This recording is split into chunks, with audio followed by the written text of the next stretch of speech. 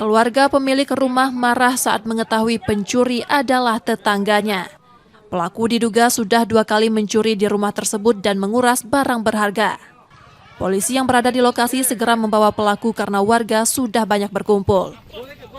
Masih kami dalami lagi apa barang yang sudah dicuri masih belum kita selidiki. Untuk pelaku sudah kami amankan. Ada barang bukti yang diamankan? Barang bukti yang kita temukan dari pelaku 1 buah tang dan ini bekas bobol kunci pintu rumah. 2 pelaku AN dan MA ditangkap warga saat mencuri di rumah tetangganya yang sedang kosong pada Rabu 26 November 2025 sore.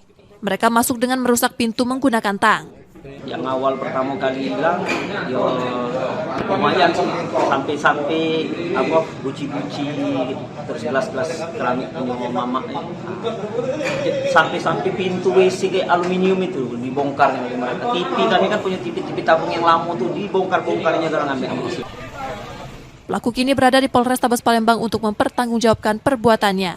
Yudi Kiswanto, Kompas TV, Palembang, Sumatera Selatan.